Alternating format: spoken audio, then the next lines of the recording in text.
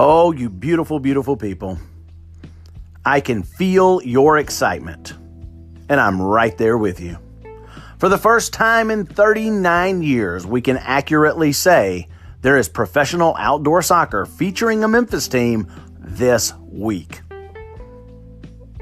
Saturday night at AutoZone Park, 6 o'clock, Memphis 901 FC will take on Tampa Bay Rowdies. We're thrilled to have on the show today Mike Pendleton. He is a supporter of the Tampa Bay Rowdies. He talks to us about how he became a supporter. He's a member of Ralph's Mob, and he is also a must-follow on Twitter. He has his finger on the pulse of American soccer. People know him, and we're glad to have him on the show. Good news. We've got some good news this morning. The forecast has dropped from 90% chance of thunder showers for that match to 60% chance of thunder showers for that match. Now, if we could get the Memphis Metropolitan meteorologist to just get together and drop that percent down to like 20 or 30, I think it would really drive ticket sales this week. I've had several people mention to me that they're coming just for the event of it all, just to see this, to be a part of history.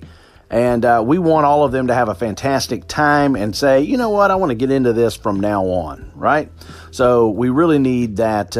We need the rain to go away, as it were. We got a great show for you today. Happy to have Mike Pendleton. As I said, all you got to do is sit back, relax, and enjoy the 901 Soccer Podcast.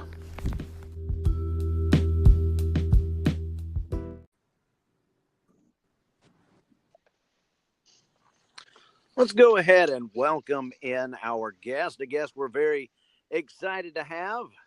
And you have read his work in the past on 55-1. You've read his work in the past on Blurbs and Domina. You have seen him redesign every bad crest in American soccer in 15 minutes or less. But most importantly, you have seen him on hashtag soccer Twitter. We are extremely happy to have Mr. Mike Pendleton. Mike, how you doing, brother? I'm doing great. I really appreciate you having me on here this evening. Excited to talk about it. It's the week, right? It is the week. It all counts from here on out, so that's kind of a big deal. We're excited about that. We haven't actually played a game that counts yet, so we are really, really looking forward to that. But we kind of want to get too familiar with.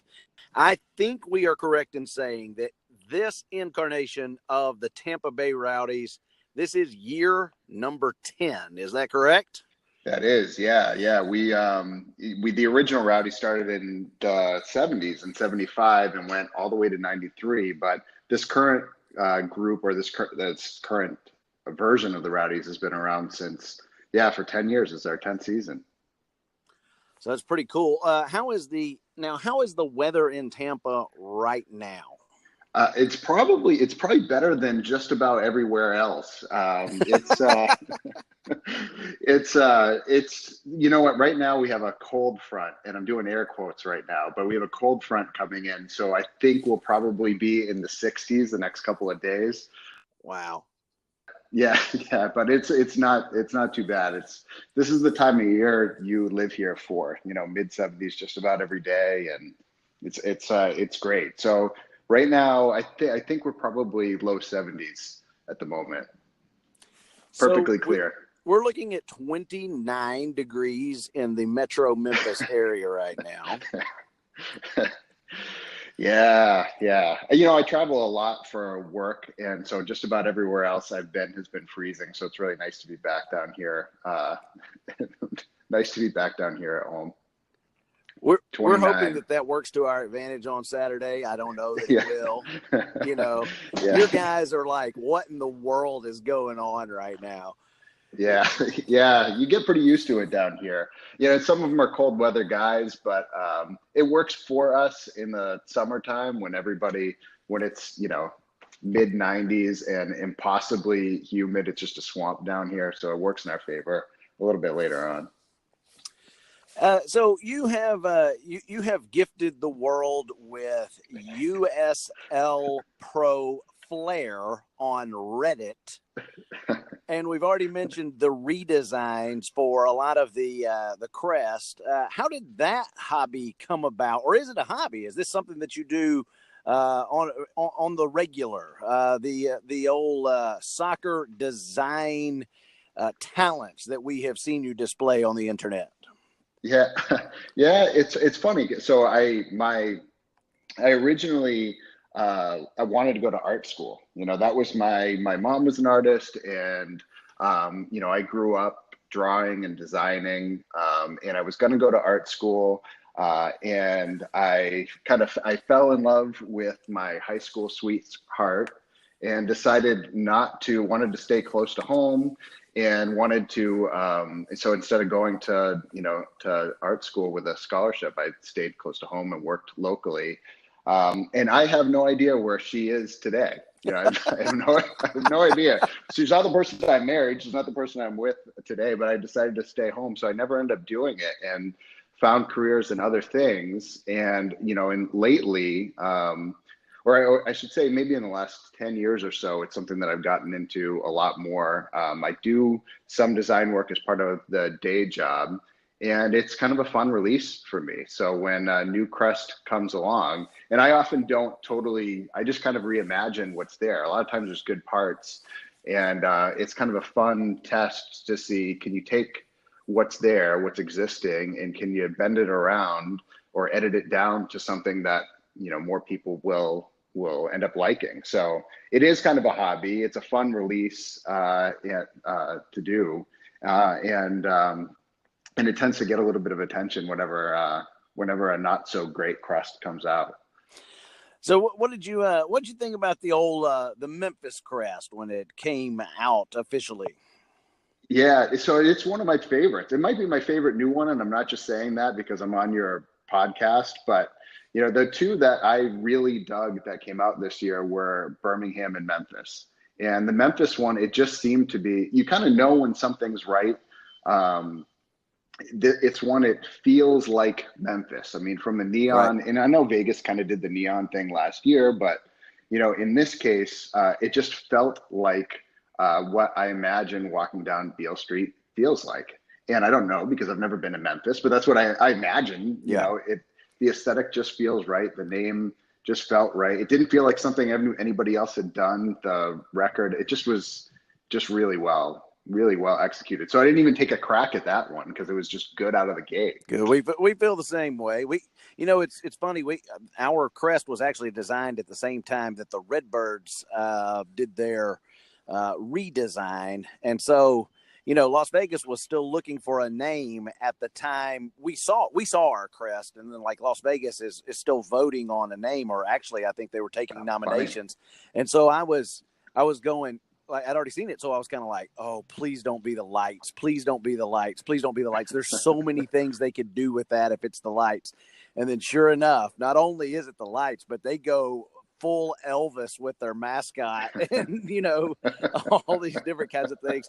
But I got to tell you though, I love what they're doing. It's fun. It's just the whole thing out there is just absolute chaos, and I think that's a lot of fun because you mentioned stuff that nobody else is doing. They're doing things that nobody else is doing, so it's a lot of fun. Yeah, they're like a living meme. They give us so much material. Oh, absolutely, absolutely.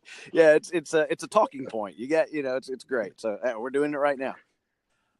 So I happen to I just kind of want to get anytime somebody comes on the pod, I want to talk about their soccer journey. We're a little bit different here, being not so much in the mainstream, and USL in particular, though it has gathered a lot of steam in the last 10 years, is not something that is still in the national forefront as far as the typical sports fan. How did you, Mike Pendleton, become a soccer guy and get to the point where this consumes as much of your life as it does? Yeah, and it does. I spend entirely way too much time on Reddit and on Twitter, so it is a huge part of my life right now. I'm a late to life soccer person. So I grew up and I was a fan of. I'm a huge sports fan. I grew up in New England. We were a military family. We bounced around, but mostly grew up in New England. So I'm a fan of all of those teams. And my mom grew up in Boston. My earliest memories of sporting events were going with my grandfather to see the Red Sox at Fenway or see the Celtics at the Boston Garden. And so I grew up there. And most people down here in Florida aren't really from Florida. Right. So I kind of Yeah. carried all those allegiances with me. Mm-hmm. And so 2010, I started, I watched the World Cup in 2010. I kind of got excited by it. I watched games here and there after that. But 2014, the 2014 World Cup, I really was engaged in it. I watched just every game I could watch. And after it was over, I thought, man, I want more of this. Right. And embarrassingly, I'll say this. I don't even know if I said this to many people in the Twitterverse, but at the time in 2014, the Rowdies had been around for a few years, and I didn't know, and I wasn't engaged enough to even know. I remember that one of the first things I Googled in 2014 was Tampa Bay Mutiny to see if they were still around. Right. And they hadn't been 4 years. Right. I just, it wasn't that kind. But then we stumbled on the Rowdies in 2014. And we just kept going. And the great thing for me, sports being a big part of my life, I just couldn't pick up any of the teams locally around here because my allegiances were so strong to back home. Right. But this kind of made it home for us. Good. Hey, it cool. was, yeah. So it was great to be able to find a team locally that anchored us here. And this is our 6th season of season tickets. That we're on now. So the Rowdies finished just outside of those, that playoff spot last year. I think 11th maybe. I was just listening to the USL show before we came on here, and the guys on the Beautiful Game Network, by the way.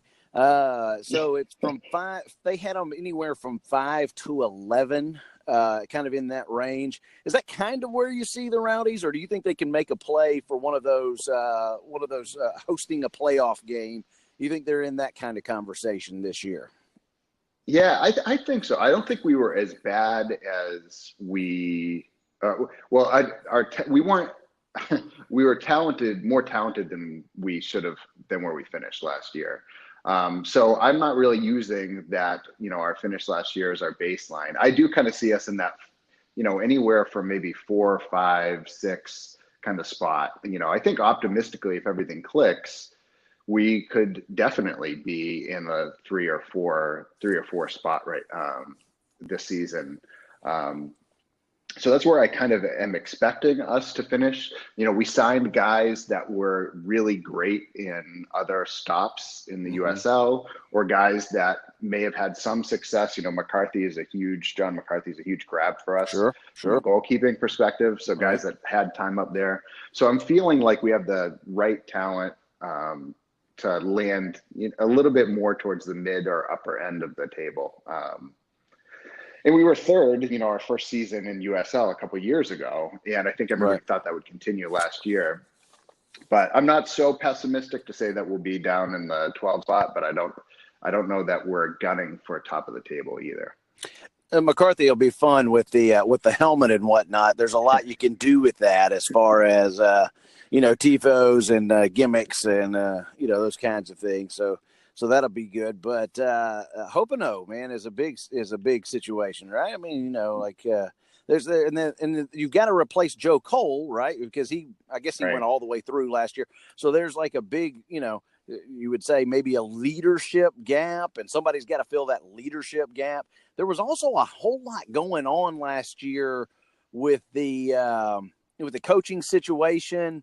There was a lot going on with the ownership situation. It seemed like there were more things than just what was on the field going on. It seemed like there was almost more off the field than on the field when you heard about the Tampa Bay Rowdies. Have things stabilized?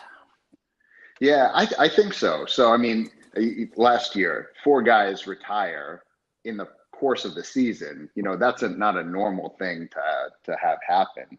And you turn over your entire coaching staff. So I do think things have stabilized. I think when Neil Collins came in, and we did not think our best defensive player was going to end up, ending our season as the head coach. But he's a really smart guy. He writes a lot of pieces. Or before he took the head coaching role, he's a student of the game. He really loves it. And so I think he had ideas for where he wanted this team to go. He just really didn't have the personnel there to be able to do it. And we were an old team too. I think, last year we had 9 guys over the age of 30. This year there's 1. And the next oldest is 28. We have 3 guys over 28. So it feels like it has settled down. It feels like, we don't have the kind of the drama of potential ownership change, which was leaked a little bit earlier last season. I don't think he's on the hot seat in the same way that Stuart Campbell was coming. And I think he's got guys that will play the system that he wants to play this year. So I do feel like we're in a better place going into this season. And hopefully a lot of that stuff is behind us. Yeah. So the Tampa Bay Rays come in and they are now the owners of the team. There's a lot of conversation about who is going to play where and when. You've still got the MLS2 St. Pete situation going on, but Bill Edwards is no longer associated with the team. What is old Bill doing these days? I'd say he's doing what he does best, and that's opening up lawsuits against people. It's one of the things that he's unfortunately known for. Bill was a really great steward for the team. He did so much for us. The renovation to Al Lang, it's a beautiful facility. It feels like a home for us. He was ambitious, whether it was the MLS to St. Pete or signing guys like Marcel Schaefer or Joe Cole, which you don't expect to see, in second division down here. So he was a really great steward, but he's not a soccer guy. He's a St. Pete guy. That's his thing. He wants to put St. Pete on the map. He invests in property. He flips property around here, big real estate. That's what he's into. So that's what he's doing nowadays. I don't expect to ever see him kind of creep up in the sports landscape again. Even though we own the rights to the Fort Lauderdale, or he owns the rights to the Fort Lauderdale Strikers name. Which is like he just went in there and said, it was almost like, here's what I'm going to do today. I think I'll make a bid for the Fort Lauderdale Strikers name. And all of a sudden, he's the owner of Fort Lauderdale Strikers name. And, that may end up coming into play again, It might. Yeah, it might. It's exciting to watch. I mean, for us, that is like, it was a little bit of to buy your rivals' intellectual property and own their trademarks and own their name. Right. There's something that's a little bit, villainously sweet about something like that. I'm sure. Yeah. I mean, we were trying to see if we could buy the mascot and things like that. So, but yeah, I mean, it's amazing. It could come into play. There's a current situation down there where a USL team could go, or it looks like one will go in there. We don't know if it'll be kind of a reserve team for, Inter Miami from MLS, or a team that'll be in our league in the championship. And we're really hoping for the latter, because it would be great to get them, back in the fold for us. Man, so the renderings of the Inter Miami plan seemed a little bit over the top. Did you kind of think it was a little over the top? Yeah. I mean, you look at it, and I think or in the PR, it says that it was going to be an 18,000 seat stadium, and it's a modular stadium, so it's not a permanent concrete construction. But 18,000 seats, I mean, that's like first year FC Cincinnati territory for a reserve team, and they tend to be like 1,000 people, maybe. The best are like 3,000 people, and if you actually counted butts and seats, it's probably far less than that. So Right. yeah, it's something doesn't quite seem right about their proposal. I wouldn't be surprised if that's really kind of backup plan for, their first team to try to go into, because it doesn't quite make sense what they proposed so far. If you had $100 right now and you could bet on one of the two proposals, either Inter Miami or the FXE Youth Project, getting the rights to Lockhart Stadium in Fort Lauderdale, where are you putting your money? Well, I should probably say, so none of my Kentucky Derby or Preakness or any of those picks came through for me. So I don't know if this is going to be, right. if that speaks for this. Don't put your money here. I mean, my heart goes for the independent, the FXE football independent team, and maybe reincarnating the Strikers. Right. And I think there's a lot going for it. I mean, they have Top Golf is supposed to be part of the attraction there. Yeah. That alone, the revenue that comes off of something like a Top Golf would be more than a training facility it would be more than a USL championship team and a training facility for an MLS team combined. So there's some things I think really going for it. I think we got to learn how real those people really are. The Beckham name is big, and the Moss brothers are another big name down in that Miami market.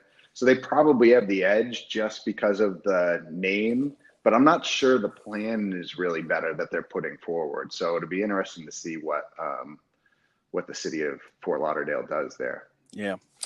Well, it'll be interesting to watch. I hope you guys get your, traditional rival back. That'd be a lot of fun. Traditional rivalries are always fun. Our traditional rival is being picked by most people, or the ones we consider our rival city, Nashville.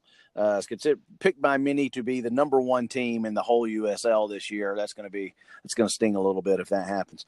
Are you going to be able to come to Memphis this weekend by any chance? No, unfortunately not. I really, really wanted to.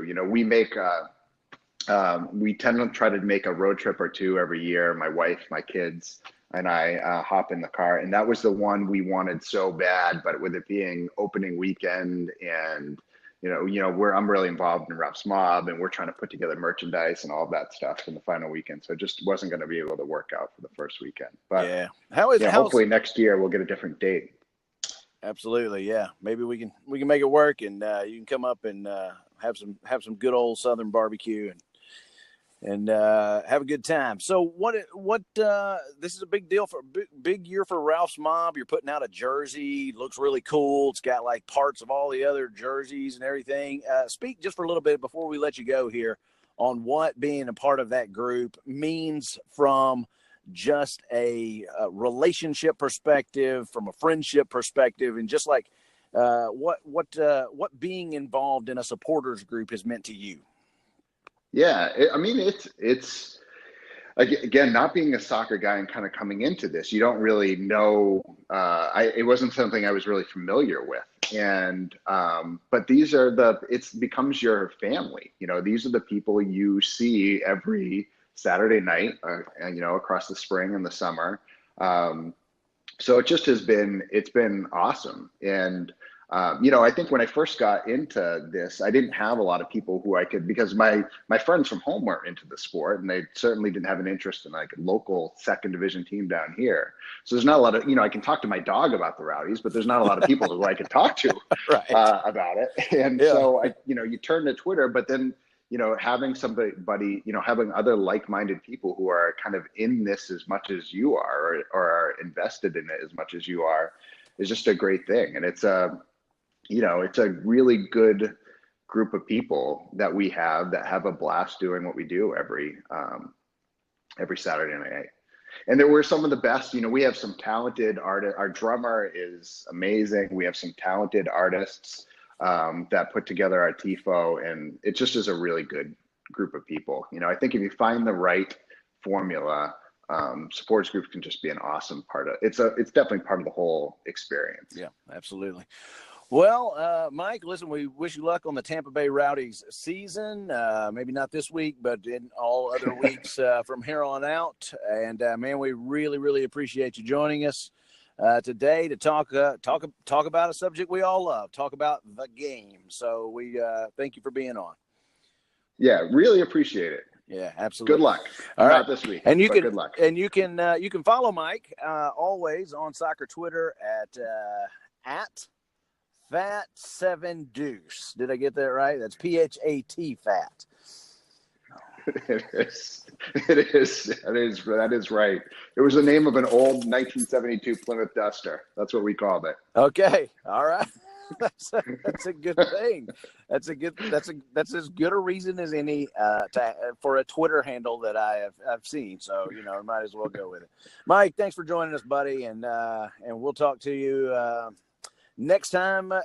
Hey, you got just a few more seconds. I got to pick up my kids from Taekwondo, yeah. But I found a nugget of information here, and I want to see if you just can take a guess. The Memphis Rogues and the Tampa Bay Rowdies played on April the 1st, 1978. It was the first match in Memphis Rogues history, just like this one will be the first match in Memphis 901 FC history. I want to see if you can name the venue, or at least take an educated guess at the venue in Tampa where that took place, and an approximate, we'll give you within 3,000 either way, attendance at that match. Attendance is kind of my thing too. I'm going to guess that it was in the old Tampa Stadium. Where the Bucks played. Tampa Stadium is absolutely right. Tampa Stadium. And let's see, we're kind of like 3 years into Rowdies history here. So I'm going to say it was an opener. I'm going to say 27,000. Oh my goodness. It was 26,000 and some sort of change. You got within 1,000, Mike Pendleton. That, sir, that is impressive. I think if we were to probably round up, you'd have nailed it right there. So, yeah, awesome. Yeah, I love attendance. Yeah, so that's a really cool thing that I thought that was great that we opened with the Rowdies back in the Rogues days. Rogues were basically named after the Rowdies, by the way. Because they had the same owners, or the owners from the Rowdies broke off. The owners from the Rogues broke off of the Rowdies or something like that. And they wanted to say, anyway.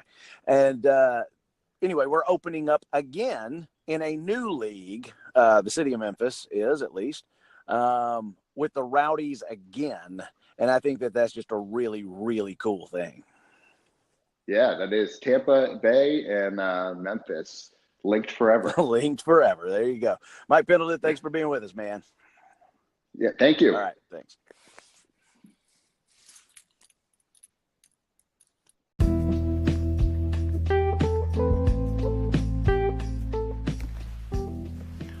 Well, that's going to about wrap it up for us. Thanks to Mike Pendleton for coming on the show.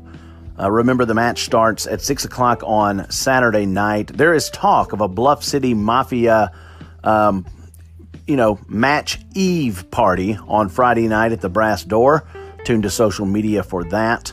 Also, Bluff City Mafia members will probably be hanging out at the Brass Door about 4 hours before the kickoff on Saturday. So around 2 o'clock, 3 o'clock at the latest, you can mosey on down to the Brass Door, 152 Madison. Come on down, talk about, what happened in the Premier League, talk about what else was going on around USL, and just have a good time. Get ready to march over into the stadium for this historic first match.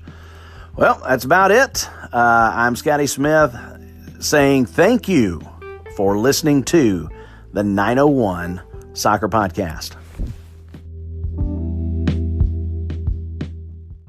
The podcast you just heard was made using Anchor. Ever thought about making your own podcast? Anchor makes it really easy for anyone to get started. It's a one-stop shop for recording, hosting, and distributing podcasts. Best of all, it's 100% free. Sign up now at anchor.fm/new. That's anchor.fm/new to get started.